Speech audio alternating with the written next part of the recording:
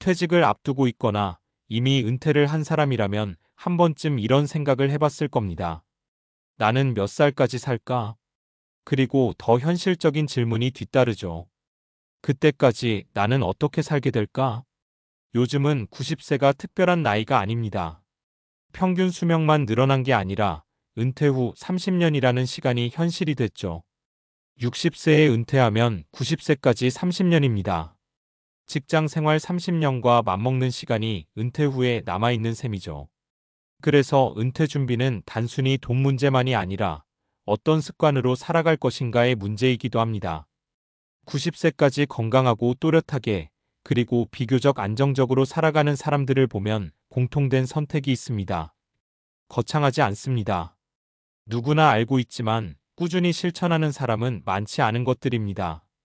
오늘은 은퇴 준비와 은퇴 후 삶의 관점에서 90세까지 가는 사람들의 결정적 습관 5가지를 이야기해 보겠습니다.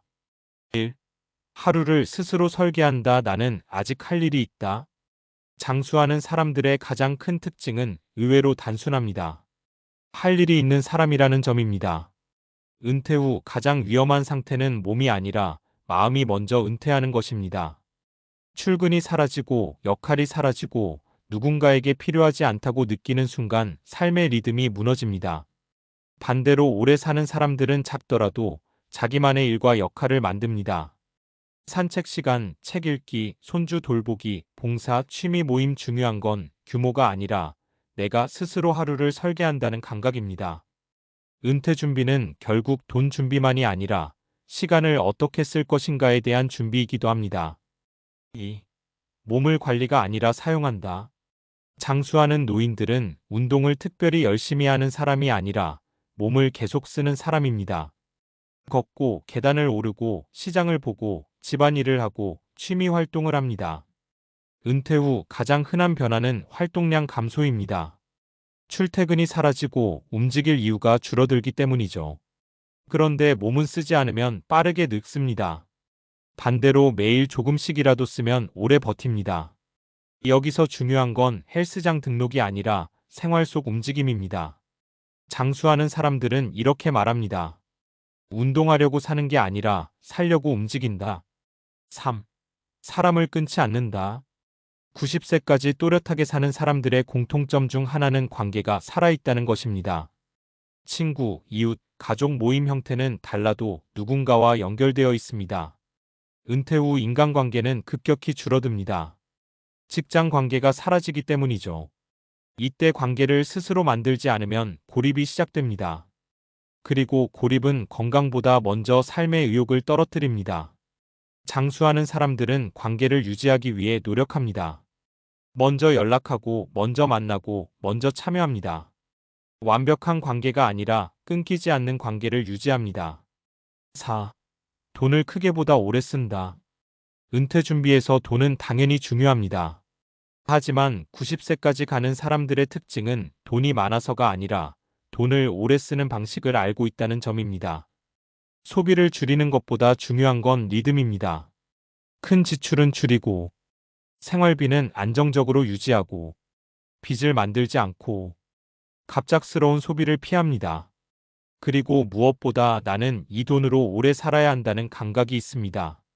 은퇴 후 삶은 단거리 경주가 아니라 마라톤입니다. 초반에 과하게 쓰면 후반이 힘들어집니다.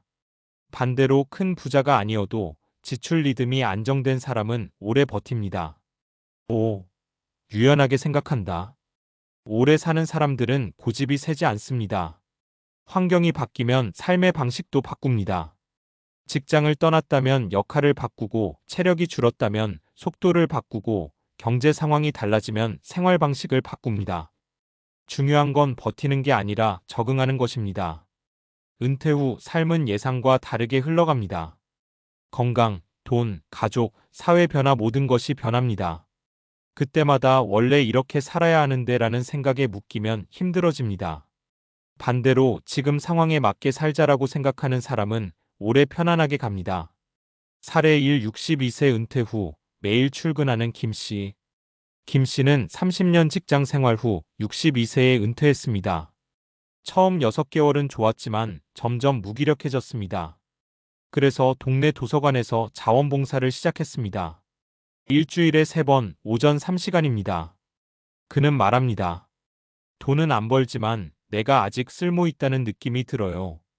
이 활동 덕분에 생활 리듬이 생기고 사람을 만나고 몸을 움직이게 됐습니다. 지금 78세인데 여전히 같은 생활을 유지하고 있습니다. 특별한 건강 비결이 아니라 일상이 유지되는 구조가 있는 겁니다. 살의 이 소비를 줄이지 않고 속도를 바꾼 박씨 부부. 박씨 부부는 은퇴 후 여행을 많이 다녔습니다. 그런데 5년쯤 지나니 자금이 빠르게 줄어드는 걸 느꼈습니다. 그래서 생활을 크게 줄이기보다 속도를 조절했습니다. 해외여행을 줄이고 국내 여행을 늘리고 외식 횟수를 줄이고 대신 집에서 사람을 초대했습니다. 소비를 완전히 줄인 게 아니라 리듬을 바꾼 것입니다. 현재 80세인데 자금이 안정적으로 유지되고 있습니다. 그들은 말합니다. 은퇴 후 돈은 많아야 하는 게 아니라 오래 가야 합니다. 살에 3혼자 살지만 혼자가 아닌 이 씨. 이 씨는 70세에 배우자를 떠나보냈습니다. 혼자 살게 되면서 우울감이 왔지만 동네 걷기 모임에 참여했습니다. 매일 아침 1시간씩 걷고 차를 마시며 이야기를 나눕니다. 그는 말합니다. 몸보다 사람이 나를 살게 합니다. 현재 85세인데 큰 병 없이 생활하고 있습니다. 관계가 많지 않아도 끊기지 않는 연결이 삶을 유지시켜줍니다. 마무리 은퇴 준비의 핵심은 습관. 90세까지 가는 사람들의 공통점은 특별한 비법이 아니라 지속되는 습관입니다. 하루를 스스로 설계하고, 몸을 계속 사용하고, 사람을 끊지 않고, 돈을 오래 쓰고, 유연하게 적응합니다. 은퇴 준비는 통장 잔고만으로 완성되지 않습니다. 어떤 방식으로 매일을 살아갈 것인가를 준비해야 합니다. 지금 50대든 60대든 이미 은퇴했든 늦지 않았습니다. 90세까지의 삶은 아직 충분히 길고 그 시간의 질은 지금 만드는 습관에 달려 있습니다. 결국 장수의 비결은 거창하지 않습니다. 오늘 하루를 어떻게 보내느냐, 그 하루가 모여 90세까지 이어질 뿐입니다. 앞에서 이야기한 5가지 습관은 경험적으로도 많이 알려져 있지만 단순한 생활 조언이 아니라 과학적으로도 상당히 근거가 있는 선택들입니다. 그래서 은퇴 후 삶을 준비할 때 감으로만 접근하기보다 왜 이게 중요한가를 이해하면 훨씬 설득력이 생깁니다. 이번에는 장수하는 사람들의 습관이 실제로 몸과 뇌에 어떤 영향을 주는지, 그리고 은퇴 후 삶을 어떻게 설계해야 하는지 과학적 근거를 바탕으로 이어서 이야기해 보겠습니다. 1. 할 일이 있는 사람이 더 오래 산다. 목적감과 수명의 관계. 미국과 일본에서 진행된 여러 장기 추적 연구를 보면 삶의 목적감이 있는 사람은 없는 사람보다 사망률이 낮다는 결과가 반복적으로 나옵니다.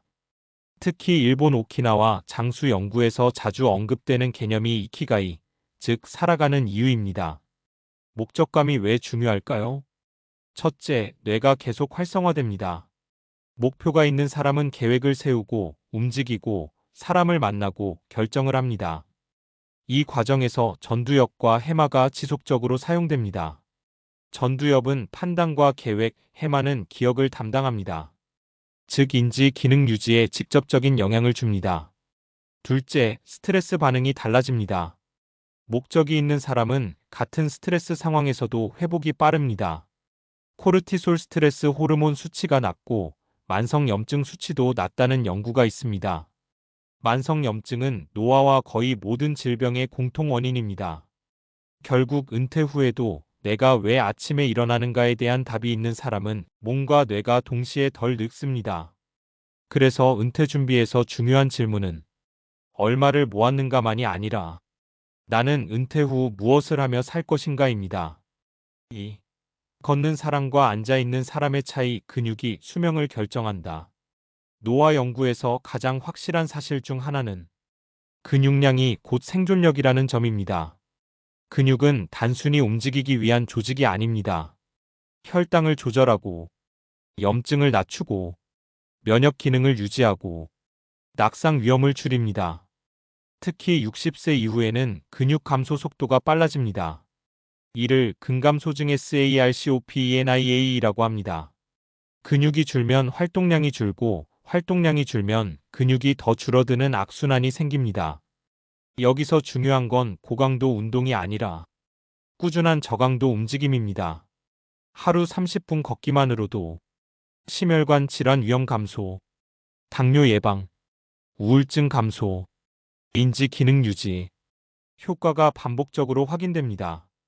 특히 은퇴 후에는 출퇴근이 사라지기 때문에 의도적으로 움직이지 않으면 하루 걸음 수가 절반 이하로 줄어듭니다. 그래서 장수하는 사람들은 헬스장을 안 가더라도 걷는 생활 구조를 만듭니다. 과학적으로 말하면 운동을 해야 오래 사는 게 아니라 움직이지 않으면 빨리 늙는다가 더 정확합니다. 3. 사회적 연결이 면역력을 바꾼다. 하버드에서 80년 넘게 진행 중인 유명한 장기 연구가 있습니다. 이 연구의 결론은 단순합니다. 좋은 인간관계가 건강과 수명을 예측한다. 놀랍게도 혈압, 콜레스테롤, 소득보다 관계의 질이 더 강력한 예측 변수였습니다. 왜 그럴까요? 외로움은 단순한 감정이 아니라 생리적 스트레스입니다. 외로움을 느끼면 코르티솔 증가, 염증 증가, 수면질 저하, 면역력 감소가 나타납니다. 반대로 정기적으로 사람을 만나는 사람은 우울증 위험 감소, 치매 위험 감소, 심혈관 질환 감소 효과가 확인됩니다. 특히 은퇴 후 남성의 경우 관계망이 급격히 줄어드는 경우가 많습니다. 직장 중심 관계였기 때문입니다. 그래서 은퇴 후 새로운 관계를 만들지 않으면 건강에도 영향이 갑니다. 관계의 핵심은 숫자가 아니라 지속성입니다. 매일 보는 한 사람, 일주일에 한 번 만나는 모임, 정기적으로 통화하는 친구. 이 정도만 유지해도 건강 지표가 달라집니다. 4. 돈과 스트레스 안정감이 수명을 좌우한다. 은퇴 후 돈은 많을수록 좋지만 연구 결과를 보면 일정 수준을 넘으면 행복과 수명의 상관관계는 완만해집니다. 대신 중요한 건 경제적 안정감입니다.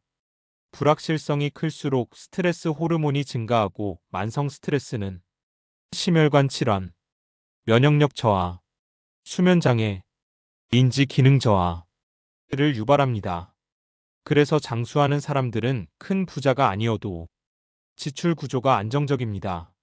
예측 가능한 생활비, 적은 부채, 급격하지 않은 소비 패턴. 이게 심리적 안정감을 만들고 결국 신체 건강에도 영향을 줍니다. 은퇴 준비에서 중요한 건 얼마를 모을까보다 어떤 속도로 쓸까입니다. 5. 유연성이 뇌를 젊게 만든다. 나이가 들수록 뇌는 새로운 변화를 싫어합니다. 익숙한 방식만 고집하면 편하지만 뇌는 빠르게 둔해집니다. 반대로 새로운 환경에 적응하고 새로운 것을 배우는 사람은 신경가소성이 유지됩니다.